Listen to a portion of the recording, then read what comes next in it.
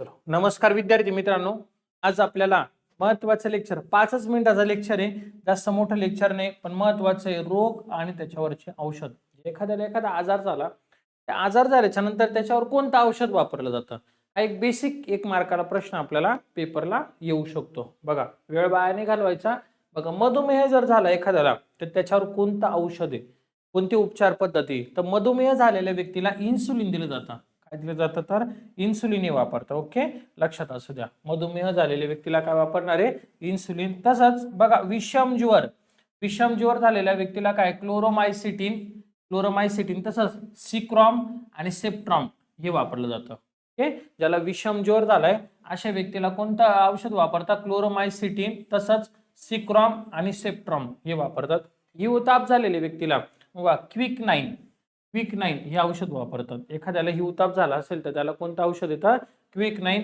Malaria झालेल्या व्यक्तीला काय, क्लोरोक्विन, रिफाम्सिन, क्विक-9 आणि प्रोगोनिल हे औषध वापरतात. मलेरिया झालेल्या व्यक्तीला काय, क्लोरोक्विन, रिफाम्सिन आणि क्विक-9 आणि प्रेग्वानिल हे वापरलं जातं. तसंच कुष्ठरोग झालेल्या व्यक्तीला बघा, क्लोफॉर्मिन, त्याच्यानंतर डॅप्सॉन, सल्फोन गोळ्या आणि रेफिनमाथिसिन, ओके, हे औषध वापरतात. याच्यामधलं महत्वाचे काय, पहिले दोन लक्षात ठेवा. हे दोन महत्वाचे. एखाद्याला हृदयविकार आला तर त्याला ॲस्पिरिन वापरतात. हृदयविकार जर झाला एखाद्याला, कुठलं औषध वापरायचं, तर ॲस्पिरिन हे वापरलं जातं.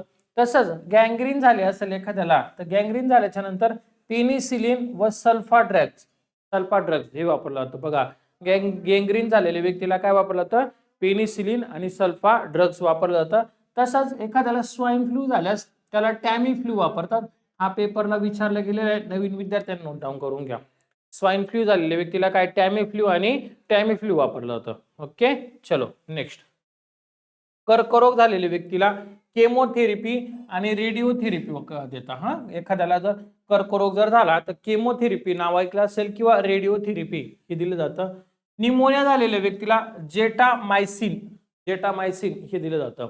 एखाद्याला निमोनिया झाला असेल तर काय केलं जातं, जेटामायसिन. तसंच क्षयरोग झाला असेल एखाद्याला, तर बघा, स्ट्रेप्टोमायसिन आणि बीसीजी दिलं जातं. त्याच्यापैकी बीसीजी महत्वाची, आयएमपी करून ठेवा, बीसीजी पेपरला विचारता. ओके, क्षयरोग झालेल्या व्यक्तीला काय दिलं जातं, तर बीसीजी दिलं जातं.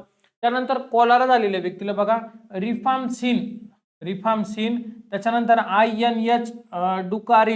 INH डुकारिल हे दिलं जातं. कोणाला, तर कोलारा झालेल्या व्यक्तीला. ओके, आणि दमा आणि पोलिओ झालाय, समजा एखाद्या व्यक्तीला काय झाला, दमा असेल किंवा त्याला एखादा पोलिओ झाला असेल, त्याला काय, साल्ब्युटॅमोल आणि डीपीटी हे औषध दिलं जातं.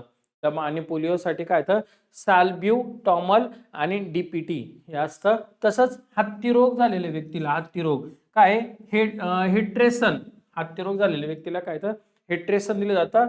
धनुर्वात आणि गटसर्प, बघा, धनुर्वात आणि गटसर्प ट्रिपल वॅक्सिन दिलं जातं. धनुर्वात आणि गटसर्प झालेल्या व्यक्तीला काय दिलं जातं, ट्रिपल वॅक्सिन. ओके, अशा प्रकारे हे औषधं लक्षात ठेवा. हे आजार आहे, याच्यावर एक मार्काला विचारतात. पेपरला बऱ्याचदा येऊन गेलेले प्रश्न, बीसीजी म्हणा किंवा एखाद्या हृदयविकाराचा झटका झाल्यावर कोणतं औषध दिलं जातं, तर ॲस्पिरिन दिलं जातं. असे प्रश्न विचारले गेलेले पेपरला, तर याच्यावरनं नोट डाऊन करून ठेवा. छोटं लेक्चर होतं, पण महत्वाचे आपले छोटेच लेक्चर असतात, पण कशा असतात, सर्वच्या सर्व IMP असतात. ओके, चला, आपलं लेक्चर आज आपण इथंच थांबवते. आता लवकरच पुढील लेक्चरला आपण भेटूया. धन्यवाद.